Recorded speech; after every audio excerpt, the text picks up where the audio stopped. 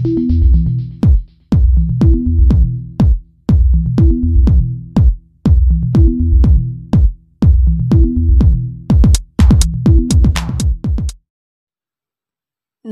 ਗੋਲੀ ਚੱਲਦੀ ਗਈ ਅਥਵਾ ਬੱਬਰਾਂ ਦੀ ਵਿੱਥਿਆ ਭਾਗ 15ਵਾਂ।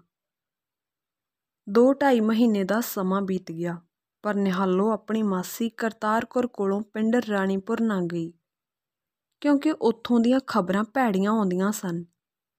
ਜ਼ੈਲਦਾਰ ਬਿਸ਼ਨ ਸਿੰਘ ਦੇ ਕਤਲ ਨੇ ਪਿੰਡ ਦਾ ਹੁਲੀਆ ਹੀ ਵਿਗਾੜ ਦਿੱਤਾ ਸੀ।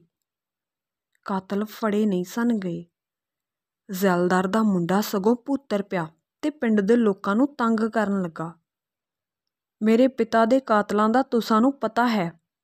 ਕਾਤਲਾਂ ਦਾ ਪਤਾ ਦਿਓ, ਨਹੀਂ ਤੇ ਆਰਾਮ ਨਾਲ ਜਿਉਣ ਨਹੀਂ ਦਿਆਂਗਾ, ਉਹ ਸਾਰੇ ਪਿੰਡ ਨੂੰ ਲਲਕਾਰ ਕੇ ਆਖਦਾ। ਲੋਕ ਮਨ ਹੀ ਮਨ ਉਸ ਨੂੰ ਗਾਲਾਂ ਦਿੰਦੇ, ਬਦ ਅਸੀਸਾਂ ਦਿੰਦੇ ਹੋਏ ਥੱਕਦੇ ਨਹੀਂ ਸਨ, ਪਰ ਪ੍ਰਗਟ ਤੌਰ 'ਤੇ ਕੋਈ ਮੂੰਹ ਨਹੀਂ ਸੀ ਖੋਲ੍ਹਦਾ। ਜਿਹੜਾ ਮੂੰਹ ਖੋਲ੍ਹਦਾ ਸੀ, ਉਹ ਹੀ ਬਾਚੀਆਂ ਭਨਾ ਬੈਠਦਾ ਸੀ। ਜ਼ੈਲਦਾਰ ਦੇ ਪੁੱਤਰ ਨੂੰ ਕਿਸੇ ਦਾ ਡਰ ਨਹੀਂ ਸੀ। ਰਿਆਸਤ ਤੇ ਅੰਗਰੇਜ਼ ਸਰਕਾਰ ਦੀ ਪੁਲਿਸ ਉਸ ਦੀ ਪਿੱਠ 'ਤੇ ਸੀ। ਜ਼ੈਲਦਾਰ ਦੇ ਕਾਤਲਾਂ ਦਾ ਪਤਾ ਕਰਨ ਦੇ ਪੱਜ ਨਾਲ ਪੁਲਿਸ ਵਾਲੇ ਤੀਸਰੇ ਦਿਨ ਉੱਥੇ ਆ ਬੈਠਦੇ ਤੇ ਲੋਕਾਂ ਦੇ ਕੁੱਕੜ ਖਾਂਦੇ ਤੇ ਸ਼ਰਾਬਾਂ ਪੀਂਦੇ ਅਤੇ ਪਾਪ ਕਰਦੇ ਸਨ। ਮਨ ਮਰਜ਼ੀ ਕਰਦੇ, ਕਈਆਂ ਭਲੇ ਮਾਨਸਾਂ ਦੀ ਇੱਜ਼ਤ ਆਬਰੂ ਮਿੱਟੀ ਵਿੱਚ ਰੋਲਦੇ ਸਨ। ਕਈ ਭਲੇ ਮਾਨਸ ਪਿੰਡੋਂ ਹੀ ਨਿਕਲ ਗਏ।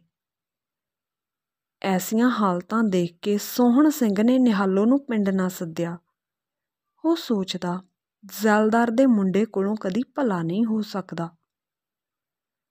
ਆਦਮਪੁਰ ਵਿੱਚ ਨਿਹਾਲੋ ਦਾ ਦਿਲ ਲੱਗ ਗਿਆ। ਉਹ ਵੀ ਆਪਣੀ ਮਾਸੀ ਦੀ ਧੀ ਭੈਣ ਬਿਸ਼ਨੀ ਨਾਲ ਨਿੱਘਾ ਸਹੇਲਪੁਣਾ ਪਾ ਬੈਠੀ। ਕੁਝ ਕੁੜੀਆਂ ਹੋਰ ਸਹੇਲੀਆਂ ਬਣ ਗਈਆਂ। ਚਰਖਾ ਕੱਤਦੀਆਂ, ਇਕੱਠੀਆਂ ਬੈਠ ਕੇ ਕਸੀਦਾ ਕੱਢਦੀਆਂ। ਕਸੀਦਾ ਕੱਢਣ ਦਾ ਬੜਾ ਰਿਵਾਜ਼ ਸੀ। ਨਿਹਾਲੋ ਦੀ ਮਾਸੀ ਨੇ 3 ਫੁਲਕਾਰੀਆਂ ਰੰਗਾ ਦਿੱਤੀਆਂ। ਬਿਸ਼ਨੀ ਦਾ ਵਿਆਹ ਕਰਨਾ ਸੀ। ਉਸ ਦੇ ਵਿਆਹ ਲਈ ਫੁਲਕਾਰੀ ਤੇ ਬਾਗ ਚਾਹੀਦੇ ਸਨ। ਨਿਹਾਲੋ ਦਾ ਹੱਥ ਸਾਫ਼ ਸੀ। ਉਹ ਬੂਟੀ ਬੜੀ ਸੁਚੱਜਤਾ ਨਾਲ ਪਾਉਂਦੀ ਸੀ।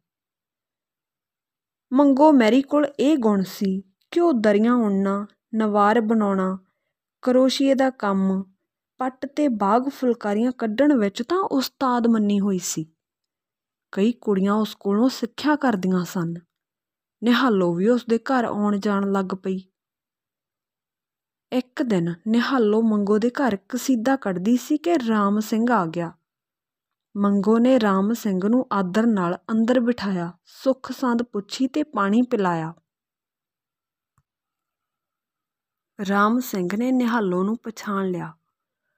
ਉਸਨੇ ਮੰਗੋ ਨੂੰ ਪੁੱਛਿਆ, ਬਾਹਰ ਬੈਠੀ ਕੁੜੀ ਰਾਣੀਪੁਰੀ ਤੋਂ ਸੋਹਣ ਸਿਉਂ ਦੀ ਧੀ ਹੈ? ਆਹੋ। ਇੱਥੇ ਕਿਹਦੇ ਘਰ ਆਈ ਹੈ? ਆਪਣੀ ਮਾਸੀ ਕਰਤਾਰੋ ਵੱਲ। ਰਤਾ ਅੰਦਰ ਸੱਦਸੂ। ਮੰਗੋ ਨੇ ਨਿਹਾਲੋ ਨੂੰ ਆਵਾਜ਼ ਦਿੱਤੀ। ਕੁੜੇ ਨਿਹਾਲੋ, ਉਰੇ ਆ। ਨਿਹਾਲੋ ਉੱਠ ਕੇ ਅੰਦਰ ਆ ਗਈ। ਰਾਮ ਸਿੰਘ ਉਸ ਨੂੰ ਦੇਖ ਕੇ ਮੁਸਕਰਾ ਪਿਆ। ਨਿਹਾਲੋ ਕੁਝ ਸ਼ਰਮਾ ਗਈ। ਉਸਨੇ ਅੱਖਾਂ ਨੀਵੀਆਂ ਕਰ ਲਈਆਂ। ਨਿਹਾਲੋ, ਤੂੰ ਕਦੋਂ ਆਈ ਏ ਇੱਥੇ? ਨਿਹਾਲੋ ਨੇ ਅੱਖਾਂ ਉੱਚੀਆਂ ਕੀਤੀਆਂ, ਨਿਗਾਹ ਭਰ ਕੇ ਉਸ ਵੱਲ ਦੇਖਿਆ ਤੇ ਉੱਤਰ ਦਿੱਤਾ, 2-2.5 ਮਹੀਨੇ ਹੋ ਗਏ। ਜਦੋਂ ਜ਼ੈਲਦਾਰ ਦਾ ਕਤਲ ਹੋਇਆ ਸੀ ਆਈ ਸਾਂ। ਅਜੇ ਪਿੰਡ ਨਹੀਂ ਜਾਣਾ? ਬਾਪੂ ਆਏਗਾ ਤਾਂ ਜਾਵਾਂਗੀ। ਰਾਮ ਸਿੰਘ ਨੇ ਨਿਹਾਲੋ ਦੀਆਂ ਮੋਟੀਆਂ ਅੱਖਾਂ ਵਿੱਚ ਅੱਖਾਂ ਪਾ ਕੇ ਤੱਕਿਆ ਤਾਂ ਉਹ ਕੁਝ ਕੰਬ ਗਈ। ਉਸਨੇ ਅੱਖਾਂ ਦੇ ਛੱਪੜ ਨੀਵੇਂ ਕਰ ਲਏ। ਉਹ ਲਾਜਵੰਤੀ ਵਾਂਗ ਹੀ ਨਿਗਾਹ ਸ਼ੋਅ ਨਾਲ ਕੁਮਲਾ ਗਈ। ਤੂੰ ਕੁਝ ਲਿੱਸੀ ਹੋਈ ਜਾਪਦੀ ਏਂ। ਨਹੀਂ, ਅੱਗੇ ਨਾਲੋਂ ਤਕੜੀਆਂ। ਹੁੰਝ ਹੀ ਤੁਸਾਂ ਚਿਰ ਪਿੱਛੋਂ ਦੇਖਿਆ ਏ। ਆਹ 5 ਕੁ ਮਹੀਨੇ ਹੋ ਗਏ ਨੇ। ਚੰਦਰਾ ਜ਼ੈਲਦਾਰ ਮਾਰਿਆ ਗਿਆ। ਮਾੜੇ ਬੰਦੇ ਨੂੰ ਇਉਂ ਹੀ ਮਾਰਨਾ ਪੈਂਦਾ ਏ। ਬੈਠ ਜਾ, ਲਾਗੇ ਪੀੜੀ ਪਈ ਆ। ਨਿਹਾਲੋ ਪੀੜੀ 'ਤੇ ਬੈਠ ਗਈ। ਤੁਸੀਂ ਗੱਲਾਂ ਕਰੋ, ਮੈਂ ਰੋਟੀ ਤਿਆਰ ਕਰਾਂ, ਮੰਗੋ ਨੇ ਕਿਹਾ। ਨਹੀਂ ਚਾਚੀ, ਰੋਟੀ ਦੀ ਲੋੜ ਨਹੀਂ, ਮੈਂ ਹੁਣ ਚਲੇ ਜਾਣਾ ਏ। ਅਸਾਂ ਰਾਤ ਨੂੰ ਇਕੱਠੇ ਹੋਣਾ ਏ, ਧਰਮੂ ਵੀ ਉੱਥੇ ਹੋਵੇਗਾ। ਧਰਮੂ? ਆਪਣੇ ਪੁੱਤਰ ਦਾ ਨਾਂ ਸੁਣ ਕੇ ਉਸਦੀ ਹਿੱਕ 'ਚੋਂ ਉਸਦਾ ਮਾਂ ਦਿਲ ਮਮਤਾ ਨਾਲ ਤੜਪ ਉੱਠਿਆ। ਚਾਚੀ, ਜੀਵਨ ਮੌਤ ਦਾ ਘੋਲ ਘੁਲਦਿਆਂ ਸੱਟ ਫੇਟ ਲੱਗ ਜਾਂਦੀ ਹੈ। ਲੋਕਾਂ ਨੂੰ ਸੁਖੀ ਕਰਨ ਲਈ ਕਿਸੇ ਨੂੰ ਤਾਂ ਮਰਨਾ ਹੀ ਪੈਂਦਾ ਹੈ। ਗੁਲਾਮ ਦੇਸ਼ ਨੂੰ ਆਜ਼ਾਦ ਮਾਵਾਂ ਦੇ ਪੁੱਤਰ ਹੀ ਕਰਾਇਆ ਕਰਦੇ ਨੇ। ਮੈਂ ਤੇ ਖੁਸ਼ ਹਾਂ, ਪੁੱਤਰ ਨੇਕ ਕੰਮ ਕਰ ਰਿਹਾ ਏ। ਫਿਰ ਵੀ ਮਾਂ ਜੋ ਹੋਈ ਕਦੀ ਕਦੀ ਕਲੇਜੇ ਨੂੰ ਖੋਹ ਪੈਂਦੀ ਹੈ। ਸਵਾ ਕੁ ਘੰਟਾ ਗੱਲਾਂ ਕਰਕੇ ਤਰਕਾਲਾਂ ਪੈਣ ਤੋਂ ਪਹਿਲੇ ਹੀ ਰਾਮ ਸਿੰਘ ਚਲਾ ਗਿਆ। ਨਿਹਾਲੋ ਪਹਿਲਾਂ ਰਾਮ ਸਿੰਘ ਨੂੰ ਜਾਣਦੀ ਸੀ। ਉਹ ਦਿਆਲੀ ਦੇ ਘਰ ਆਉਂਦਾ ਜਾਂਦਾ ਸੀ। ਦੋਵੇਂ ਇੱਕ ਦੂਜੇ ਵੱਲ ਖਿੱਚੇ ਗਏ।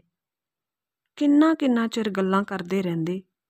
ਨਿਹਾਲੋ ਨੂੰ ਜਦੋਂ ਵੀ ਪਤਾ ਲੱਗਦਾ ਕਿ ਰਾਮ ਸਿੰਘ ਪਿੰਡ ਆਇਆ ਹੈ ਤਾਂ ਉਹ ਕਿਸੇ ਨਾ ਕਿਸੇ ਬਹਾਨੇ ਦਿਆਲੀ ਦੇ ਘਰ ਚਲੀ ਜਾਂਦੀ ਤੇ ਗੱਲਾਂ ਕਰ ਲੈਂਦੀ।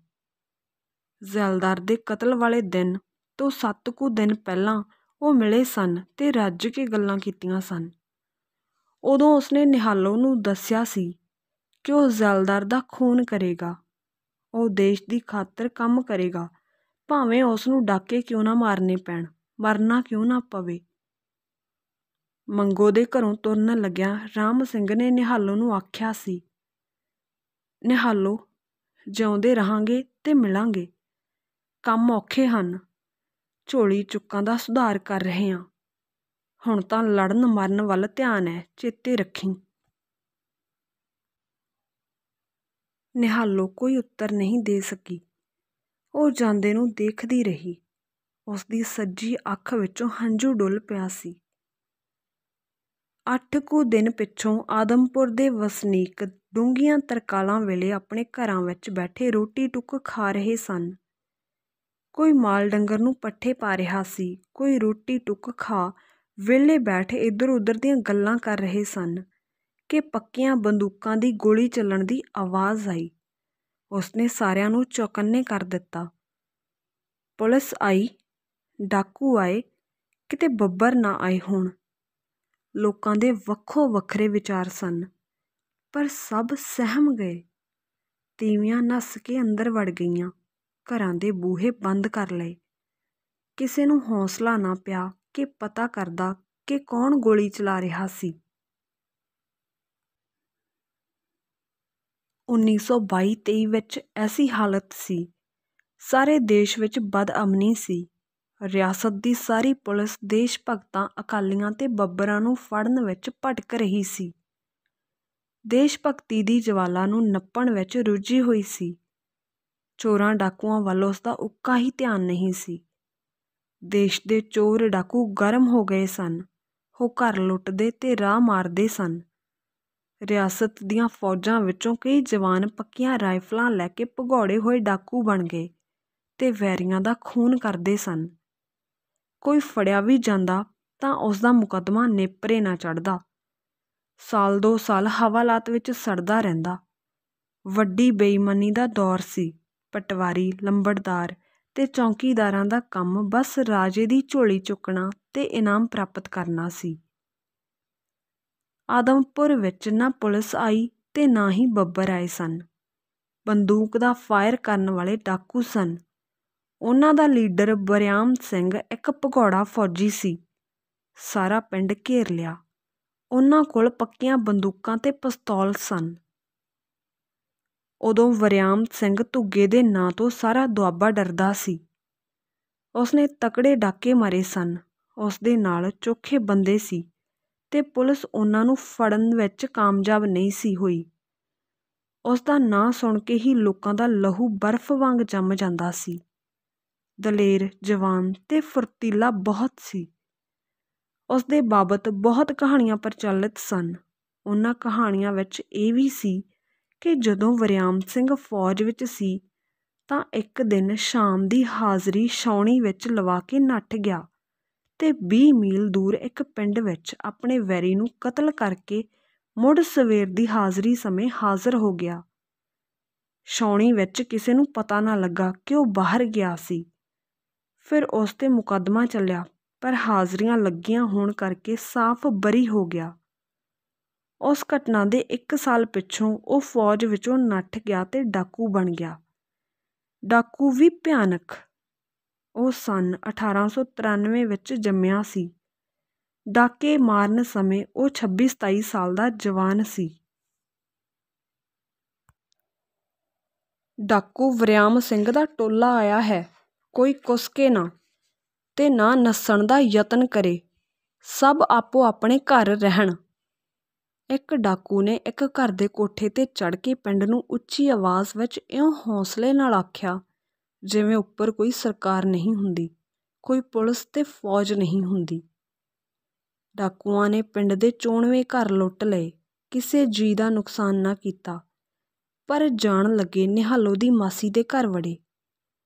ਕੋਈ ਟੂਮ ਛੱਲਾ ਨਾ ਚੁੱਕਿਆ, ਪਰ ਨਿਹਾਲੋ ਨੂੰ ਚੁੱਕ ਲਿਆ।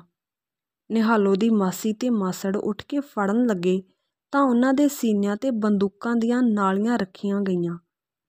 ਉਹ ਵਿਚਾਰੇ ਲਹੂ ਦੇ ਘੁੱਟ ਭਰ ਕੇ ਰਹਿ ਗਏ।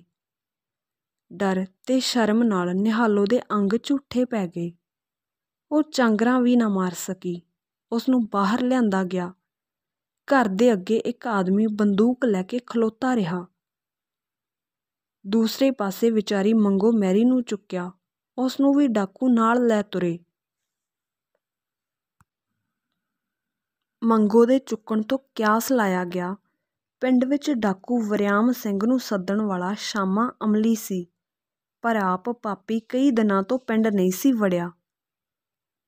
ਡਾਕੂ ਚਲੇ ਗਏ, ਦੂਰ ਨਿਕਲ ਗਏ ਤਾਂ ਸਾਰਾ ਪਿੰਡ ਡਾਢਾ ਮਾਰਨ ਲੱਗ ਪਿਆ। ਨਿਹਾਲੋ ਦੀ ਮਾਸੀ ਨੇ ਤਾਂ ਕੰਧਾਂ ਨਾਲ ਸਿਰ ਮਾਰ ਮਾਰ ਕੇ ਸਿਰ ਪਾੜ ਲਿਆ ਤੇ ਡੂੰਘਾ ਵਹਿਣ ਪਾ ਪਾ ਕੇ ਰਾਤ ਨੂੰ ਰਵਾਉਣ ਲੱਗ ਪਈ। ਉਸ ਵੇਲੇ ਲੰਬੜਦਾਰ ਆਦਮੀਆਂ ਨੂੰ ਲੈ ਕੇ ਥਾਣੇ ਵੱਲ ਨੱਠ ਉੱਠਿਆ, ਕਿਉਂਕਿ ਡਾਕੂਆਂ ਨੇ ਲੰਬੜਦਾਰ ਦਾ ਘਰ ਵੀ ਲੁੱਟਿਆ ਸੀ। ਧੰਨਵਾਦ।